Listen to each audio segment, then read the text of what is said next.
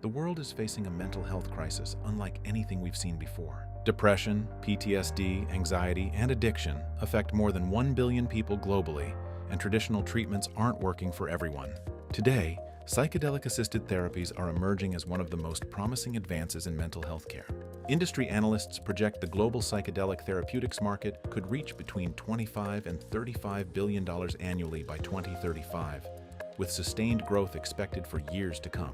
More than 150 psychedelic therapies are currently in development worldwide, targeting some of society's most challenging mental health conditions. But breakthrough medicines alone aren't enough. Every emerging pharmaceutical industry needs infrastructure, manufacturing, regulatory pathways, intellectual property, quality systems, and scalable production. At Psilogen Biotech, we're building that infrastructure layer for the future of psychedelic medicine.